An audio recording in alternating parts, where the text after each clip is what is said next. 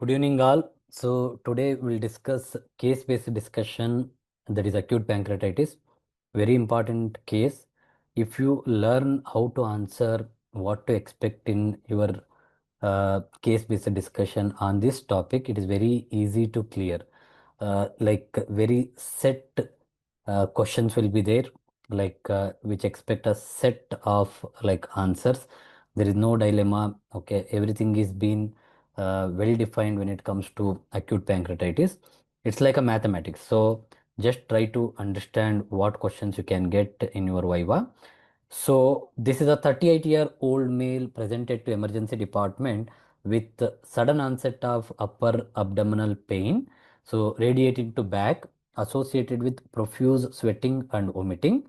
So on initial evaluation of his vitals, his heart rate is 128 per minute, is tachycardic. So hypotensive with a BP of around 86 by 50. Respiratory rate is around 28 per minute. So saturating around 93% on room air. Temperature is 38.3 degrees Celsius.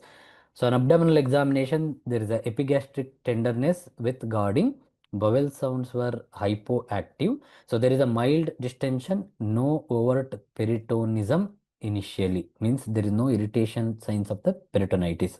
So what is your differential diagnosis in this patient with acute severe abdominal pain? So young chop, like severe acute abdominal pain, upper abdominal pain, epigastric tenderness, so tachycardia, tachypnea, hypotension. Okay. So what is your differential diagnosis? So remember, in exam, whenever you tell any sort of differential diagnosis, you should tell at least one or two rationality points for that differential diagnosis. So expected candidate consideration, like answers are acute pancreatitis, which is most likely, perforated peptic ulcer, gastric perforation, acute biliary colic, acute cholecystitis, cholangitis, acute mesenteric ischemia, intestinal obstruction, gastritis, peptic ulcer disease. So acute hepatitis causing pain, which looks like less likely. Aortic dissection. Okay, so acute aortic dissection if it is having a radiating pain. So suppose if they ask why you consider, say, acute mesenteric ischemia, so then you need to tell acute abdominal pain. But if patient had a like bloody diarrhea and his symptoms are like exponentially more than that of his signs, and if he's having a past history of any sort of prothrombotic activity or maybe atrial fibrillation, so then you can narrow down, okay, diagnosis is towards acute mesenteric ischemia. So the take home here is whatever you tell, you should have some rationality, one or two points. So regarding the differential diagnosis, what immediate investigation would you order? So in this particular patient, we have something in our mind, okay, maybe acute pancreatitis.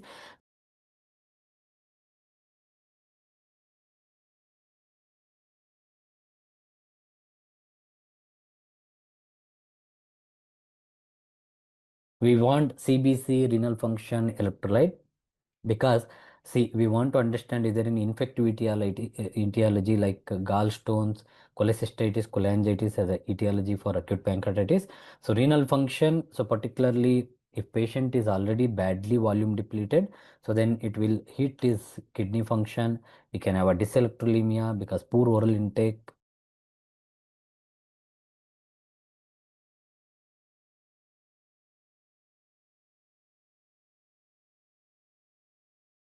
can have any sort of electrolyte imbalance. So LFT, like we want some idea, is there any obstruction in rise of alkaline phosphatase or maybe like alcoholic liver disease like that, even though there is no history. Amylase lipase, definitely we need for diagnostic purpose. Calcium, glucose, LDH for severity assessment if it is going to be like an acute pancreatitis. Again, ABG very very important, gives a clue on any oxygenation problem because you might be guarding basal atelectasis, CO2 retention, lactate acidosis for marker of resuscitation. So also it gives fairly an immediate idea about is electrolyte balance also. Ultrasound is very very important, particularly when we suspect gallstone pancreatitis. So we can see biliary dilatation and that of the gallstones. Okay, these are the basic investigation an examiner expect. So we got some of the report in our young gentleman. His WBC count is 20,400. Hemoglobin is 14.2, platelet 2.5, creat 2.1, ban 38. Sodium is 130, potassium is 3.4, glucose 260, calcium 7.4. So AST, ALT elevated, it is around 220 and 180. So LDH is 500, bilirubin is 3, alkaline phosphatase 310. Amylase lipase, which is exponentially high, 1200 is amylase, lipase is 2500. Okay. We got an ABG. ABG shows a pH of 7.3, PCO2 is 48, PO2 60, bicarb 22, base excess is minus 2.5, saturating 90%, SaO2. So lactate 3.8 on room air, that is 21%. So calculated saturation is around 88 to 92. So here, like examiner, instead of like discussing these investigation values, you might be interested to know, analyze your capacity to interpret this ABG. Okay, you might ask, okay, can I analyze this ABG? Then you need to go in a systematic way. Don't jump on diagnosing. So acidosis is there. So definitely with a pH of 7.3.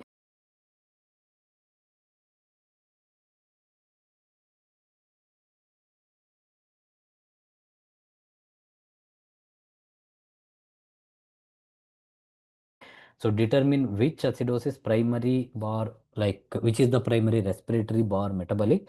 So in our ABG, PCO2 is 48, which is elevated, which looks like respiratory acidosis, but bicarb is also slightly low, which suggests there is a metabolic component also.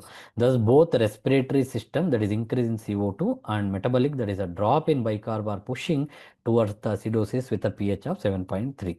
So this is not a like pure single disorder, but a mixed respiratory and metabolic scenario here. Okay. So next, to evaluate the compensation, if we assume it is a pure metabolic acidosis, then we need to calculate the expected PCO2 by using Winter's formula, that is 1.5 into bicarb plus 8 plus or minus 2. So if you put the value, it comes somewhere between 39 to 43. So, but measured PCO2 is 48, which is higher than the expected. So that implies there is an inadequate respiratory compensation or a coexisting respiratory acidosis is there. Rise in PCO2 above 40, bicarb rise expected is 1 milliequivalent per liter in acute scenario, 4 milliequivalent per liter in chronic scenario. Okay. So here PCO2 is increased by 8. So from 40 to 48. So you should expect a bicarb of 24 if it is only respiratory, but the measured bicarb is 22, which is lower. So which again suggests a concurrent metabolic problem is there. So hence compensation is not just right. So this support the diagnosis of mixed respiratory and metabolic acidosis. So this reasoning is consistent with standard acid-base teaching about the mixed disturbances. Okay, this is what an examiner expect from you. So next level they might ask, okay, calculate the A gradient. So PaO2, that is 60 on room air, patient is hypoxic. So to quantify AA gradient, we have a formula like partial pressure of the like alveoli is equal to FiO2 into atmospheric pressure my barometric minus, so water vapor pressure minus PCO2 divided by 0.8. So if you see the final A gradient after calculating, it is coming as 29.7. So which is elevated above what is expected. So this suggests there is a vacuum mismatch, diffusion defect, shunt, or maybe lung injury.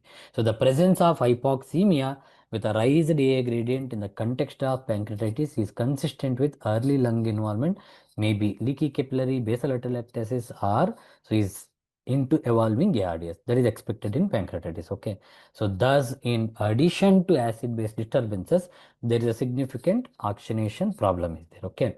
So lactate, it is 3.8, it is elevated. So if you calculate the anion gap, okay, without potassium into the formula, it came around 16 milliequivalent per liter. So it is an high anion gap metabolic acidosis, mixed acid-base disorder. So high anion gap looks like because of the elevated lactate with a high AA gradient, which looks like leaky capillary inflammation or maybe atelectasis, which is moving toward the early ARDS. So this is what an examiner expect when he asks for analyzing the ABG. Very, very important. Okay. So we done an ultrasound which shows gallstone in the gallbladder with a biliary sludge and a mildly dilated common bile duct, which is around 9 millimeter. So now what is the final diagnosis? What is your next line of management? What is the diagnosis? It is very clear. So he is having a pancreatitis secondary to gallstone pancreatitis. If you see, it looks like a severe category. We'll come back to that, how we can classify them as mild, moderate, severe. So an overview in the first 24 hours management, if a examiner asked, okay, so just what you want to do, but if we don't ask in depth, you have to tell fluid therapy, okay. So crystalloid is the first option. Monitoring of the hemodynamics, including the lactate, ABG, action support as appropriate, ICU admission, analgesia. So if there is a concern, so keep him NPO. So if there is abdominal distension, severe pain is there, so put on nasogastric tube if vomiting or severe distension is there. Okay. So monitor electrolytes, if there any hypokalemia, hypomagnesemia, all those things has to be like corrected, and watch for any sort of the complication. So this is what an overview management in the initial 24 hours of an acute pancreatitis. So how you classify it as a mild, moderate, severe? We have a 2013 revised Atlanta criteria. If mild means absence of organ failure and absence of local complication. So moderate to severe is having a local complication with or without like transient organ failure, which is less than 48 hours. Okay. So severe persistent organ failure beyond 48 hours. So our patient is already having a high creatinine, which is expected to persist beyond 48 hours. He is fitting into the severe category of the acute pancreatitis. What means local complications? Okay, so which is defined as one or more of the following, like peripancreatic fluid collection, pancreatic or peripancreatic necrosis, so which may be sterile necrosis or infected necrosis, pseudocyst walled off necrosis, which is a sterile or infected walled off necrosis, gastric outlet obstruction, splenic or portal vein thrombosis, or is there any colonic necrosis? So if any of these complications are present, local complication, okay, then is fitting into moderately severe category of the Atlantis criteria of acute pancreatitis. What are the causes of pancreatitis in general? So one flow. Okay, they might ask what are the etiology. Remember, so this is the causes and their contribution in terms of the like causative like incidence for the acute pancreatitis. So gallstone or biliary disease, which contribute about 40 to 70% in some resource, otherwise it is around 30 to 40%. So this is often the most common cause. Ethanol is the most common cause among male, which is around 25 to 30%, especially in patients with a high alcohol use. Idiopathic is the next cause, no clear cause in around 10 to 20%. So like it is by exclusion. Hypertriglyceridemia or metabolic, it is a smaller percentage. So when triglyceride level is more than 1000 milligram per deciliter, so post ERCP or iatrogenic, so it is around 3 to 5%. So ERCP is a recognized cause. So it depends upon the duration, the degree of dilatation. So that contribute to like post ERCP pancreatitis. Drugs or toxin less than 5%, maybe like antiretroviral therapy, azathioprine, valproate. So all these things can cause pancreatitis. Trauma, mechanical obstruction, small portion, maybe abdominal trauma, ductal obstruction, tumor which is compressing the duct, or worm ball which is compressing the like duct. So hypercalcemia rare in hyperparathyroidism, malignancy causing hypercalcemia, genetic pancreatitis, particularly PRSS1 gene mutations, PINK1 mutation, CFTR mutation. Autoimmune pancreatitis can sometimes present even though it is rare. So like infectious, viral and parasitic, so such as mumps, coccyx virus can cause pancreatitis. Okay, at least you should know some of these as the causes and what level they are contributing in terms of the so etiology for pancreatitis. Very, very important. Okay, so can you comment on fluid management? Which one, how much to give, what to target, till when you need to continue? Is there any landmark trial? Are you aware?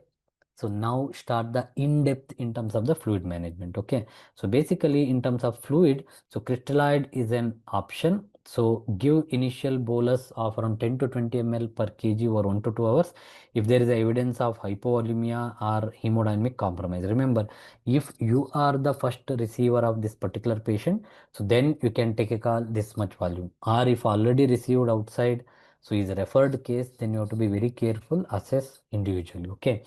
Maintenance after bolus may be around 1.5 to 3 ml per kg per hour Avoid aggressive rate unless clearly indicated. So target volume in the first 24 hours is around 3 to 5 liter, okay, including bolus and maintenance. That is the volume which is expected to sequestered in the third space. Okay, if there is no contraindication, no signs of overload, maybe this you can target. Choice of fluid, so balanced crystalloid, either a ringer lactate, ringer acetate, preferred over the normal saline. Avoid colloid, so hydroxyethyl starch, okay, which may increase the incidence of acute kidney injury. So what to target, what to monitor? Urine output of more than or equal to 0.5 ml per kg per hour, map of more than or equal to 65, heart rate, capillary refill, okay, peripheral perfusion, so hematocrit trend. So avoid hemoconcentration, burn to creatinine trend, okay, watch for signs of overload like so there is no pulmonary edema, worsening oxygenation in terms of FiO2 requirement or intra-abdominal pressure. So these are the safety margins. So safety like cutoff you need to keep in mind. So safety guardrails, when to slow or when to stop. So new or worsening respiratory compromise.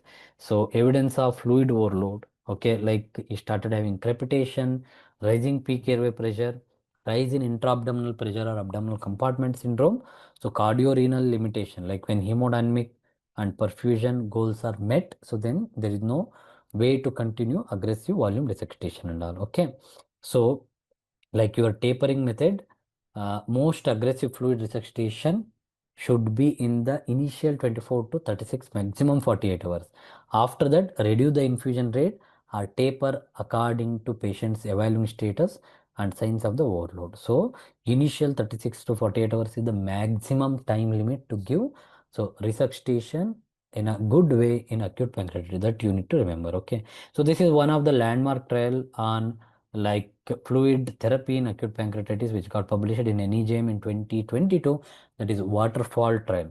What they done, so they basically compared 20 ml per kg followed by 3 ml per kg per hour, so versus 10 ml per kg bolus followed by like 1.5 ml per kg per hour. So this was halted owing to between group difference. So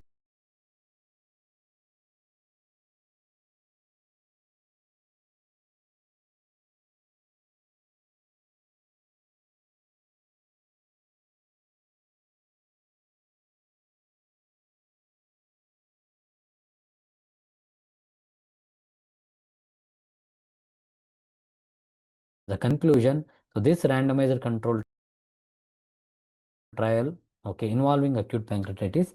So early aggressive fluid, that is 20 followed by 3 ml, so resulted in a higher incidence of volume overload, so without improvement in clinical outcome. So that's why nowadays data is maybe you can go for 10 ml per kg bolus initially.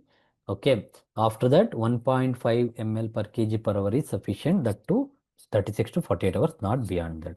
So that is the take home message. So this is what you can follow. As I told, like maybe in the first 24 hours, maximum like 4 or 5 liter, not more than that. So infusion rate, so initial 1000 ml or 1 hour followed by like 3 ml maximum, I am telling, but I told, so there is a data coming, so which is like around 1.5 ml, may not be 3 ml also, that you need to remember. So that to maximum 24 to 48 hours. So target urine output, hematocrit, like around 25 to 30%, there should be drop in the burn. CBP is not a good marker of your resuscitation. So again, this is one of the flow chart in the initial 24 hours, how you can go ahead. Okay, so this was the old data in 2014. So if you see, the data was like 20 ml to begin with, and later you give 3 ml per kg. Now, as I told, so we have a data which got published in NEJM, that is waterfall, maybe 10 ml per kg as the bolus followed by so 1.5 ml per kg per hour as a maintenance fluid is sufficient in many of the patient. Okay, it is not like you can't give 20 ml per kg, you need to individualize. But by and large, so high volume resuscitation is going to create a problem that you need to keep in your mind. Okay, so can you comment on the next modality of therapy, that is pain management? Okay, so what is multimodal pain management in severe acute pancreatitis? So which are the agents you can use, their drawbacks and all? So non-opioid analgesia, okay, so like which should be your baseline analgesia, like paracetamol. So NaCIDs if renal functions allow, and can reduce the opioid requirement if you use non-opioid based analgesia, so that we can avoid opioid induced ILS and all. Systemic opioids, like primary control of moderate to severe pain, like fentanyl, hydromorphone, morphine. So like we can use adjusting to their effect. So also we can use as a bolus or maybe infusion. Patient controlled analgesia, IV PCA. So it is helping in patient self-dosing within the safe limit, allow timely bolus doses, so that we can tackle the breakthrough pain, so which helps in improving the comfort and reducing the waiting to give nurse-driven pain control and all. So regional or neuraxial analgesia, like epidural, thoracic epidural, so which helps in visceral pain blockade and also helps in opioid sparing, so may improve splanchnic perfusion and also reduce the systemic opioid side effect, okay, including like our ILS and all. So adjuvant agents like opioid sparing or central sensitization control. So sometimes we might give a low dose of ketamine, so lignocaine infusion, gabapentides also can be used in the later phase. Okay, so the therapy should be stepwise escalation and a combination multimodal, so which helps in avoiding the adverse effect of a single agent. So opioid, PCA, epidural, so all these things you can club depending upon the severity of the pain. So some of the practical points and monitoring and what you need to remember at the bedside, just go through this table which gives an idea about like individual group of pain relieving agents, their limitations, their contraindication, pitfalls and all. Okay, that is very very important. So even pain management may be a major discussion in acute pancreatitis. Okay, so next question, can you comment on common risk stratification or severity scoring system in acute pancreatitis? Mainly, what are their limitations? So you know, like Ranson's criteria, Glasgow and Imbris criteria, Balthazar CT severity index, bicep scoring and all. But examiner is interested to know the limitation of this scoring system, what you read about all those things. Okay. If you see Ranson's, which include 11 parameters, 5 on admission, so 6 at the 48 hours, like age, WBC, glucose, AST, LDH, then drop in hematocrit, burn rise, PaO2, calcium based deficit, fluid sequestration. But like timing window is need 48 hours to complete the scoring. So helps because we have most of the data which is historically validated and correlate with mortality and severity. But the limitation, it delay, okay, because we cannot wait for 48 hours. So cannot give full score early less than 48 hours, which is laborious like many variables. So originally for alcoholic pancreatitis, so modification needed for gallstone etiology or moderate specificity in many of the quad studies. Okay, so that is the problem with the Ranson's criteria. Modified Glasgow Imrie score. Okay, we know that again it requires 48 hours. So it works both for gallstone and alcoholic cause used in many of the centers. But again, so we need to wait for 48 hours for completion. So limited sensitivity, specificity as compared to the newer score. Apache 2. So like the problem is it is very complex. So many variables which require many lab parameters and data, low positive predictive value in mild cases. So designed originally not for pancreatitis specifically. It is a general IQ based scoring system. Okay. BISAP score, you need to remember the parameters. It is bedside index for severity in acute pancreatitis, 5 variables like less than 24 hours we can do this, burn of more than 25, impaired mental status, so presence of search criteria, age more than 60, pleural effusion. So we can do within 24 hours, simple, easy to use early, okay, good negative predictive value. But problem is it is having a moderate sensitivity and specificity, does not cover local complications well, Okay, so that's not going to include the complications. So less robust in some population. So that is a problem, limitation with the bicep score. Again, CT severity index, what we call it as Balthazar's grading plus necrosis. So here, so radiological scoring, we have a Balthazar's grade plus percentage of pancreatic necros. So contrast CT usually in the 48 to 72 hours. We don't want to jump on doing a CT in the initial 48 hours. Okay. So because there is no demarcation of the pancreas during that time, so then patient is still under the resuscitation. If you shift him, you might have a problem in discontinuity of the resuscitation. Again, when you give a like hyperosmolar contrast, it may create a problem with the blood supply to renal perfusion and all. Again, in a purely resuscitated, under resuscitated patient, if you give a contrast, there is an increased risk of like contrast induced nephropathy. So these are the like limitation why we don't want to do CT within 48 hours. Okay. So it is having a good predicting local complication ability and need for intervention. So, but the problem is early CT may underestimate the necrosis, requires a contrast and imaging resources. So, imaging findings lag behind the clinical severity. So, less predictive of systemic organ failure alone. So, these are some of the limitations of the CT severity index. Then we have one more score called harmless acute pancreatitis score, which is very simple. No rebound tenderness, normal hematocrit, normal creatinine on admission. Okay, so it can be done within few hours of the admission, help in identifying patients likely to have a mild course of the disease. So it helps in ruling out the severe cases. So, but the problem is not designed to predict severe cases well. Low positive predictive value if used in like reverse. So basically it is meant for, okay, this patient will not have a severe disease and he looks like a mild, but for severe cases it is not a good marker. So search criteria, so non-specific may be triggered by other causes.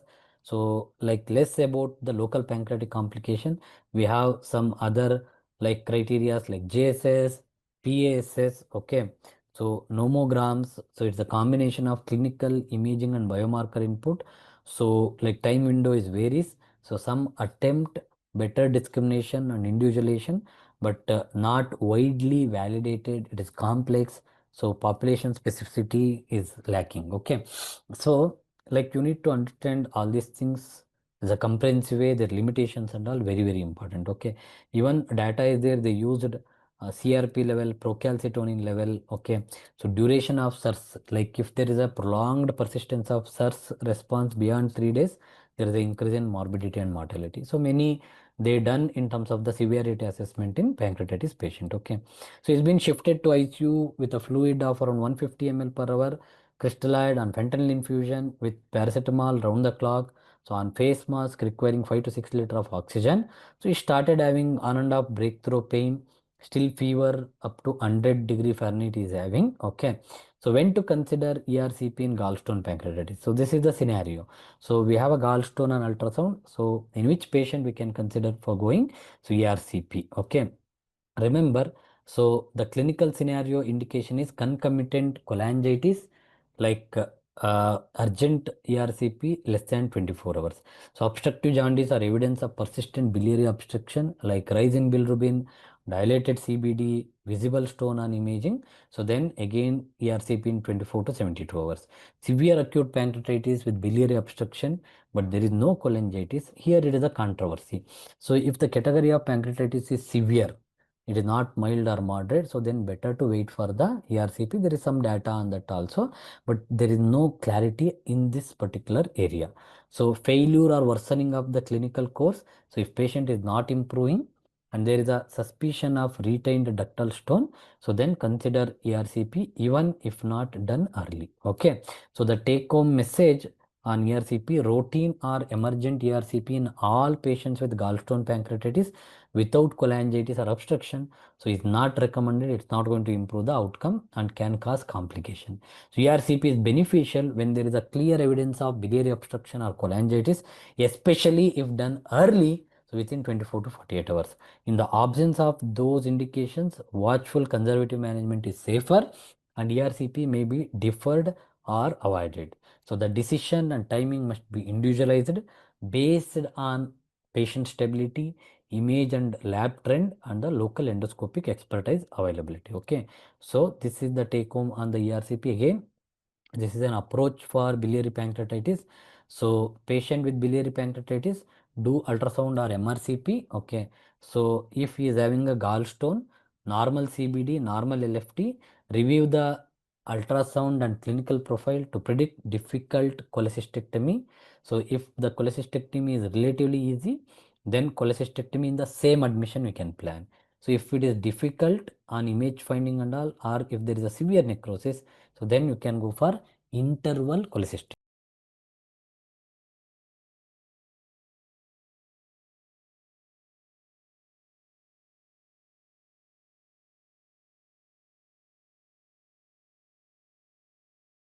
Okay. So otherwise, if gallstone is there, there is a dilated CBD, CBD stones are there, raised AST which is more than 60 and raised ALT more than 150. So then do endoscopic ultrasound, okay, or like ERCP, then you review the feasibility for the cholecystectomy. So very, very important table. Okay. So coming back to our patient in the next 48 to 72 hours. So this is the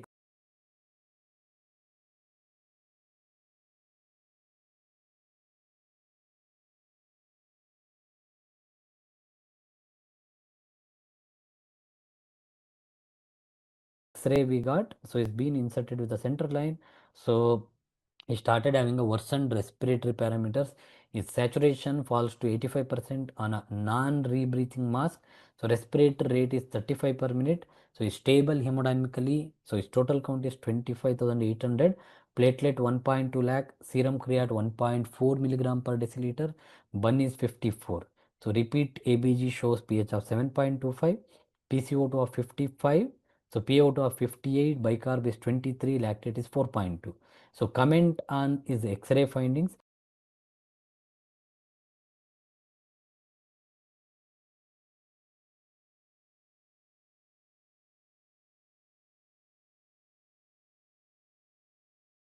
What is the further line of therapy here? Okay, what's happening? So examiner expect a thorough analysis of the X-ray finding, including add-on lines, drains, everything you should comment. So this X-ray shows bilateral patchy infiltrates more pronounced in the middle and lower zone. So consistent with non-cardiogenic pulmonary edema, that is ARDS pattern. So central line right IJV is seen in the appropriate position. So the increased opacities and worsening oxygenation suggest so progression of the lung injury likely related to systemic inflammation from the pancreatitis. There is no obvious cardiomegaly or pleural effusion to suggest pure cardiogenic pulmonary edema, which support the diagnosis of ARDS rather than any cardiac related problem. So that is what you can tell in your exam. Okay. So further line of therapy, like this is the X-ray we consider for intubating the patient because he is persistently hypoxic with the worsened ARDS. So is now intubated and mechanically ventilated. So how to ventilate this patient? That is one of the question. So answer is lung protective ventilation. Give tidal volume as per their ideal body weight. So is on assist control, volume control, tidal volume of 350 ml. PP is around 8 to 10. Respiratory rate is 30 per minute. So what other rescue therapies you can do? So means here, so examiner want, okay, if patient is having a refractory hypoxia with pH is more than 10, FIO requirement more than like 60%, are you going to consider the pruning in this patient? You can consider, okay. So like even though is going to have some abdominal issues, it is not an absolute contraindication. So we have done many patients with severe acute pancreatitis with severe ARDS. As a rescue therapy, we gone for pruning, okay. So then your viva may roam around, okay, how much duration, when you stop proning, what are the precaution you take care in proning, what are the contraindication for proning, what is the evidence for proning. You should prepare for these kind of questions. Very, very important. Okay. So day 4, like is being sedated on controlled ventilation. So saturating around 88 to 90% with a 80% FiO2. Total count is 21,300. Platelet is 1.6 lakh. HP is 14. So still having on and off fever. Is requiring NORAD of 0.03 mics per kg per minute. So urine output is falling, like it is 0.3 ml per kg per hour in the last 2-3 hours. Creatinine become 2.8. So ABG lactate is increasing. It become 4.2. Metabolic acidosis with a pH of 7.25, PCO2 55, so PaO2 58, okay, on FiO2 of 80%, bicarb is 23. So this is the ventilator window. So what's happening here? Okay, so he's still having on and off fever, counts are high. So you want to consider antibiotic at this level on day 4. So this is the question. So question on complication of pancreatitis, question on when you are going to start the antibiotic. Okay, so if you see here, so there is an increase in peak airway pressure, increase in P plateau, increase in FiO2 requirement, drop in urine output.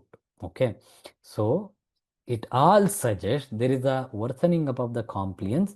So oxygenation and metabolic acidosis, patient is developing abdominal compartment syndrome. Okay, so how will you classify? What is the pathophysiology? How you troubleshoot for abdominal compartment syndrome? You need to prepare for it.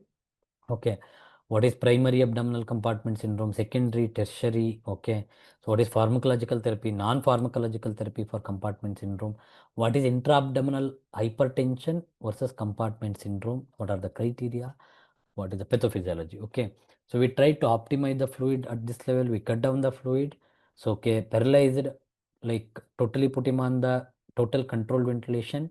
So we monitored the intra-abdominal pressure via bladder, okay, via Foley's catheter. So that is most commonly we use at the bedside. Okay, so this is the pathophysiology, why there is a rise in peak airway pressure and plateau pressure and oxygenation is worsened. So in abdominal issues. Okay, so it is a transmitted abdominal pressure to thorax and chest wall stiffening, which cause elevated pressure, elevated diaphragm, reduce the compliance of the chest wall, increase in intrathoracic pressure, so thereby increase the peak airway pressure. Because of the low compliance, plateau pressure will also increase. So reduced lung compliance with alveolar collapse and atelectasis. So there is a squeezing in the lung bases. So alveoli collapse, which reduce the functional residual capacity, VQ mismatch, and is going to have a hypoxemia. Okay, so it is going to also cause impaired venous return, so cardiovascular compromise. So this is because increased pressure inside the tummy impedes the venous return, which reduce the cardiac output, so causing worsening of the end organ perfusion, and it leads to like anaerobic respiration, lactic acidosis, and worsening of shock. So PEEP effect on abdominal compartment syndrome is blunted, which may worsen the perfusion. Applying high PEEP in the presence of abdominal compartment syndrome may further raise the pleural and intrathoracic pressure, worsen the hemodynamic, reduce the abdominal perfusion pressure. You have to be very careful. Okay. So what we can do? So first thing is you measure the abdominal pressure through the bladder. So confirm whether patient is having intra-abdominal hypertension or abdominal compartment syndrome with a cutoff of the value for your intra-abdominal pressure. Optimize the sedation, neuromuscular blockade. So lower the tidal volume if possible. Adjust the driving pressure so that you can prevent the further like lung injury. Fluid balance. So go a little bit on negative fluid balance if there is no need for like intravascular volume to be maintained. So it helps in reducing the abdominal wall edema also. Okay, so proper positioning, like reposition to improve the lung mechanics, propped up, okay, whatever the way, so it should help in offloading the diaphragm. So monitor abdominal perfusion pressure, so ensure adequate mean arterial pressure, so that it helps in helping the adequate perfusion of the abdominal organs. So serial reassessment of the airway pressure, compliance, hemodynamics, gas exchange, and the trend of intra-abdominal pressure is very essential. So lastly, okay, if nothing is helping, then percutaneous drainage of the ascites, maybe decompressive laparotomy, open abdominal approach if medical measures fails. But most of the time, so this may not require in many of the patients with the acute pancreatitis. We are able to manage medically and non-pharmacologically. Okay. So when to give antibiotic, that is the next question. So positive culture of necrotic material collected from the FNAC. So if it is an infected necrosis, which has been proved with the FNAC, then you can give the antibiotic. Or unequivocal imaging signs of infected necrosis like gas in peripancreatic collection. If other signs of infection are there with high WBC count, shock and fever, we can give the antibiotic.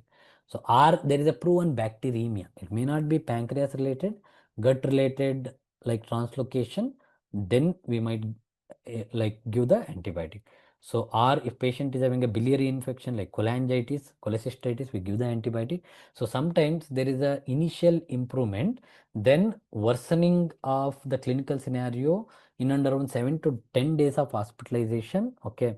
So, with high severity indices, then also you might require to give the antibiotic. Okay. When not to prescribe antibiotic, mild interstitial pancreatitis. So, prophylactic antibiotic in severe acute pancreatitis is not advised. Prophylaxis to prevent infection of sterile collection is not advised. So, it leads to increase in drug resistance and more chance of the fungal infection. Okay. By day 5, so attempt at nasogastric feeding. So, initially kept NPO. We thought, okay, we'll try to feed him. He's having a high gastric residual of more than 300 ml. So, but intra-abdominal pressure decreasing trend, abdomen is comparatively soft, is renal function improved, urine output improved to 0.8 to 1 ml per kg per hour. Patient remain sedated, ventilated. So, he's having a ileus with a minimum GI motility. Bowel sounds are minimal. Okay. So, remember nasogastric like aspirate more than 300 ml is not an absolute contraindication for feeding. So, how frequently to check for the gastric residual volume? There is no clarity. So, maybe once in 24 hours you can check. No need to check every fourth hourly or sixth hourly, because gastric juice secretion is going to be around 60 to 80 ml per hour. Even at the end of 4 hours, if you have like around 150 to 200 ml, it is okay to feed the patient. Very, very important. Okay. So, question here is, when should we begin the feeding in pancreatitis? Nasogastric versus nasojejunal, which is favorable? Whether to go for polymeric feed, semi-elemental or elemental feed. So when you should consider for TPN, is there any role of probiotic or immunonutrition? These 4 to 5 questions you should thoroughly prepare in terms of nutrition questions in pancreatitis. Remember, early enteral feeding is indicated, preferably in 48 to 72 hours if there is no contraindication. Okay. So if there is a contraindication, then you need to wait, like severe abdominal distension, severe abdominal pain. So then we need to wait. Okay. So nasojejunal feed, if only when you have a problem with the nasogastric feed. Okay. High chance of aspiration, not tolerating the nasogastric feed. Okay. Then only you can go for post pyloric, that is the nasojejunal feed. Polymeric to begin with. So always give an intact protein, intact carbohydrate or intact lipid. Okay. Many patients will tolerate, many will not tolerate. Then you need to go for semi-elemental, that is a peptide based feed. So only in patients who had a malabsorption or GI intolerance to polymeric feed, you can go for the semi-elemental feed. So TPN only if enteral feeding is absolutely contraindicated, like they have a severe mesenteric ischemia or maybe obstruction, perforation, or like you started the enteral feed, it leads to complication like intolerance, or you are not able to achieve the goal of around 50 to 65% of calorie goal in the first 5 to 7 days, or you are not able to deliver the protein of around 1.5 to 1.8 gram per kg per day. So then you can go for the TPN. Okay. So no role for probiotic or immunonutrition. Remember, probiotics in one of the data which showed increase in mesenteric ischemia in acute pancreatitis. No role. So this is one paper. So on nasogastric nutrition versus nasojejunal, which got published in 2016, they concluded nasogastric nutrition was as safe and effective as nasojejunal nutrition in severe acute pancreatitis. So that is the conclusion. So there is no major difference. Okay. Again, in terms of immune nutrients in 2023, we got this data. So in conclusion, this network meta-analysis revealed that parenteral administration of immune nutrients in patients with severe acute pancreatitis has a certain effect on reducing mortality and infection. So length of hospital stay, length of uh, like uh, uh, like ICU stay, and an down regulation of the inflammatory mediators. So the efficacy of parenteral glutamine is more comprehensive than the parenteral omega-3. So no efficacy of enteral administration of immune nutrition was found in patients with severe acute pancreatitis. There is no clarity. So is it going to be clearly beneficial in all the patients? So there is no clarity in acute pancreatitis. We need few more data in this area. So this is an overview which you can go through. This is the ISPEN guidelines on nutritional approach for like acute and acute and chronic pancreatitis or chronic pancreatitis. Very, very important. You can just go through this table. So this is again some take home message, TPN in pancreatitis. So delay until volume is going to be resuscitated and electrolytes are corrected. So check triglyceride first. If it is less than 400, then only you can go for 3-chamber bag, like which should contain like carbohydrate, lipid and protein. Otherwise, if hypertriglyceridemia is there, or like propofol infusion is going, or patient is having a fatty liver, then go for the binary bag which contains only carbohydrate and protein. So okay, so monitor the glucose level carefully. So sometimes they can have a insulin insufficiency, resistance, so may need to limit the calories at first. As I told, 50 to 65% is okay. Then if there is hyperglycemia, might require insulin infusion also. Okay, so assess the severity of the acute pancreatitis. If it is severe, so early nutrition support like oral, that is nasogastric or nasojejunal tube. So preferably go for polymeric diet. If not tolerated, then we can go for semi-alimental. So enteral nutrition is not possible, then parenteral nutrition after 3 days. If enteral nutrition is not possible, so nutrition goal is not reached with enteral nutrition, then also you can go for like add on parenteral nutrition. Okay, either you can go for the supplemental parental nutrition like individual component like protein or carbohydrate like that, or maybe lipid emulsion, or you can go for the like 3-chamber bag. It depends upon how much is able to manage with enteral nutrition and what is it is problem with that of the fatty liver, hypertriglyceridemia, or whether he is on any other lipid emulsion. So this is one of the systematic review and meta-analysis on enteral nutrition formulation in pancreatitis. So the use of polymeric compared with semi-elemental formulation does not lead to a significant high risk of feeding intolerance, infectious complication or death in patients with acute pancreatitis. Neither the supplementation of enteral nutrition with probiotics nor the use of immunonutrition significantly improve the clinical outcome.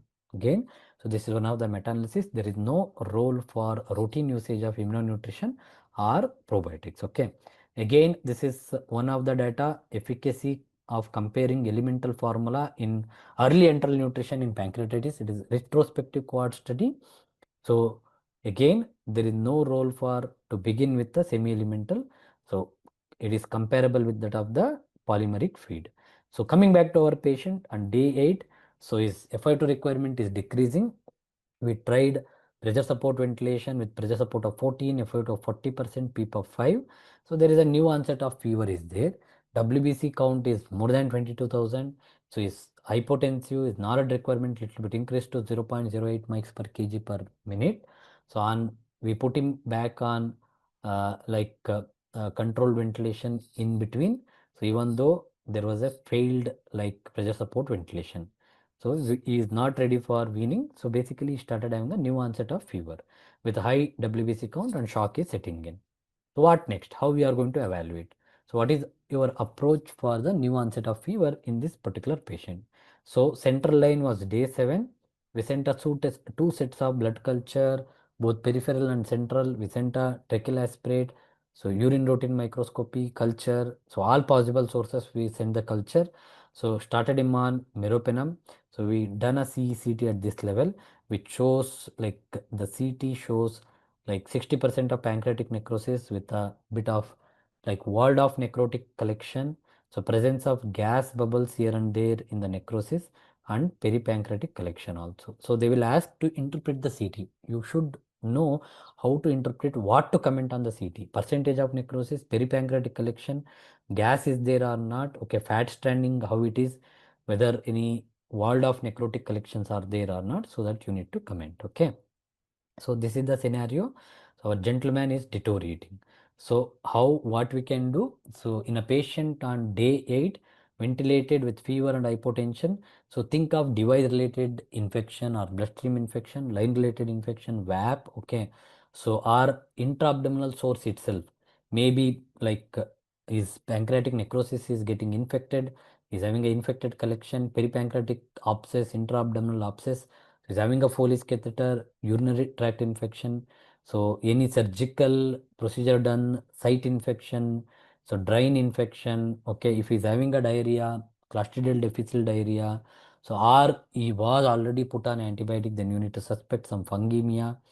Non-infective fever like drug fever, if he received any blood transfusion, so that may cause the fever, adrenal insufficiency, DVT, or maybe thrombophlebitis, okay, or sometimes other deep-seated infections like sinusitis, suppurative thrombophlebitis. So all these things you need to look for as a like causative agent for the fever in a patient with acute pancreatitis. So examine like the insertion site, assess the lung, abdominal examination, okay, urine routine microscopy. So all these things you need to examine, which gives a bedside clue for the source of infection, okay. So coming back to our patient, so in the due course, we got the blood culture report. Central blind blood is growing gram-negative bacilli. So peripheral culture is negative. So deep tracheal aspirate came as polymicrobial organism. So they asked for the repeat sample. So this GNB in the central line looks to be like Acinetobacter baumannii. So it is a extensively drug resistant, only sensitive to tigecycline and intermediate sensitive to colistin. We know that as per the CLSI guidelines, we can't give colistin as a sensitive with a particular MIC. So of in and around 1, we give it as an intermediate. It means it is still sensitive, but you need to use the appropriate dosage. Okay, so that is very important. So here it is an extensively drug resistant Acinetobacter. What escalation therapy was on meropenem, but it is meropenem resistant. Okay, so it is an XDR Acinetobacter, so resistant to most antibiotic classes. So colistin shows intermediate, which means with the optimal dosage we can use for the like treating this Acinetobacter. So tigecycline is susceptible, but don't use tigecycline as a monotherapy, and it is not a good option for bacteremia and urinary tract infection. So either you can use as a combination therapy with colistin tigecycline, or other adjunctive agents like minocycline we can add with colistin, sulbactam we can add with like colistin, or if you have a cephalosporin with tigecycline, you can have a combination. So here what we done, instead of colistin, we thought is having the renal dysfunction, we go for a polymyxin B with a sulbactam combination. Sulbactam you can go up to 12 gram in a day. So that is what we can give maximum dosage for Acinetobacter. So then we removed the infected line, that is central line. So like we further continued the therapy with monitoring for the toxicity of the drug. So day 8 to 10 clinically improved. So tolerating the feed, no fever, weaning attempts failed. So it's hardly tolerating the pressure support ventilation. We continued polymyxin and sulbactam. Counts came down to 16,000. No fever, no unstable hemodynamics. What to do next? So your questions, you need to be prepared for all these things. Okay.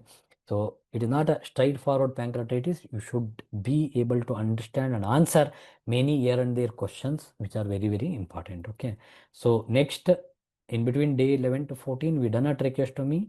So initially you omitted the feed. So there was some increase in high residual volume of the gastric. So feed has been stopped for 48 hours. Then again restarted with the prokinetic agents. We started him on metoclopramide 10 milligram per 10 milligram IV 8 hourly. There was hypokalemia, which was the culprit for again abdominal distension. We corrected it. So any options for intervention at this level, because he's still having abdominal issues and all? Do you consider like intervening that pancreatitis on day 11 to day 14? So what is your answer? So question here is, what are the indication for interventions in pancreatitis? Okay, only it is indicated when we have an infected necrosis, so gas in collection, positive culture, so with clinical deterioration, or persistent sepsis despite medical support. So symptomatic fluid collection, like if it is having a bowel obstruction, malabsorption, mass effect of the peripancreatic pseudocyst or collection, abdominal compartment syndrome, which is unresponsive to conservative measure, so gastric or biliary obstruction, bleeding, perforation. So then only you can think about like intervening the pancreatitis. But otherwise, no intervention in the 2 weeks of your pancreatitis. Okay, very, very important. We keep a high threshold, don't jump on intervening. If at all intervention is needed, go for the minimal invasive like percutaneous drainage, endoscopic procedure, minimal invasive necrosectomy as compared to open surgical approach. Okay, so this is the role of surgery. So conservative initial approach with antimicrobial therapy with or without percutaneous drainage was successful approach in about 64% of the patient with an infected necrosis. Moreover, postponement of surgical necrosectomy provides an opportunity for acute collection to become a well walled off and liquefied collection. So RCT of patients requiring secondary pancreatic debridement found endoscopic transgastric necrosectomy to be superior to surgical necrosectomy with respect to overall rate of major complications. So like you have mortality of around 20% if you go for open approach as compared to transgastric necrosectomy, which is around, no, it is 20% in transgastric as compared to open, which is like 80% morbidity and mortality. So even many of the guidelines also suggest delay the intervention if it is not required. So day 16 still difficult to wean. Okay, so sedation is totally stopped, is consciousness regained. So repeat CT showed stabilization of the necrosis. There was some resolution of the peripancreatic fluid also. There is no new walled off collection. Patient is on minimal ventilator setting with tracheostomy, is tolerating a nasojejunal feeding. So gradually off vasopressor and is being shifted to ward. So what are the long-term complications expected? So what monitoring you need to do in a patient with pancreatitis? Okay. So these are the long-term complications you can have. So splenic vein thrombosis, DVT, pulmonary embolism, chronic pancreatitis in many of the patient, pancreatic fibrosis, recurrent acute pancreatitis, pancreatic exocrine insufficiency. They can have a steatorrhea, weight loss, malabsorption. So diabetes with insulin insufficiency. So that is because of the pancreatic endocrine insufficiency. We call it as a type 3C diabetes with impaired glucose tolerance with a over diabetes. So pancreatic pseudocyst, walled off pancreas. So pancreatic duct disruption, fistula. So pancreaticocutaneous, pancreaticoenteral fistula, biliary complication in gallstone pancreatitis. So chronic pain related problem, okay, opioid dependence, malnutrition, micronutrient deficiency, okay, so pancreatic neoplasia, which is very, very rare. So malignant transformation. So these are the complications we can expect and what you need to monitor. So go through this table. It is very, very important. Okay. So this is an overview on approach of pancreatitis, necrosis, pancreatic necrosis. So with suspected of infection, obtain a CT guided FNAC. So negative for gram stain and culture. So it is a sterile necrosis. So supportive care you need to continue. Consider repeating FNAC aspiration every 5 days if clinically indicated. So otherwise, use empirical antibiotic, so which helps in penetrating the pancreas if patient is clinically deteriorating. If positive gram stain or culture, okay, it is an infected necrosis. Okay, so then you can, if patient is clinically unstable, so prompt surgical debridement, preferably beyond 4 weeks you can consider. So if clinically stable, continue antibiotic, observe, okay, minimally invasive surgical or endoscopic method you can choose, or intervention radiological debridement. If asymptomatic, consider no debridement at all. So there are two-way approach. Means suspected infection, one, you prove it as an infection, or you can start like empirical antibiotic if you strongly suspect infection. So then if it is negative for culture or gram stain, if it is not an infected, so then you can stop the antibiotics also. Again, this is one more like uh, stepwise approach in first day, 48 hours, 1 to 3 weeks. Okay, you can just go through this. This also simplifies your overall approach to pancreatitis. Okay, acute pancreatitis, upper abdominal pain with 3 times rise in serum lipase, particularly with or without amylase, or if you have doubt,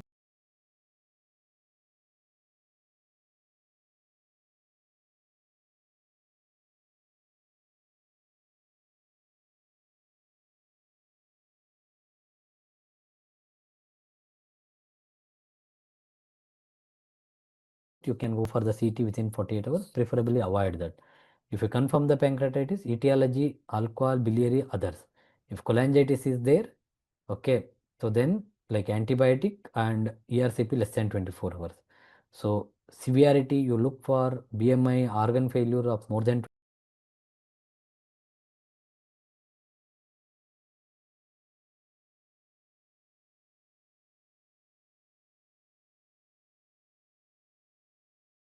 24 hours, burn concentration. If required, admit them in the ICU. Avoid antibiotic and CT scan in the initial 24-48 hours. So fluid management, early nutrition in the next 48 hours if it is not contraindicated. If there is no abdominal compartment syndrome, no need of surgery, or if all other measures fail, so then you can think of like some sort of intervention. Next 1 to 3 weeks, we have a complex complication with the sepsis. So CT guided puncture. Okay, if it is an infected necrosis, then antibiotic, percutaneous drainage, or surgery depending upon the need. But don't jump before 3 to 4 weeks for the surgical approach for pancreatitis. Very, very important. So nowadays we manage conservatively of the many severe acute pancreatitis also. So this is about severe acute pancreatitis case discussion. We'll come back with other cases. Till that time, revise, recall, and practice at the bedside. Thank you.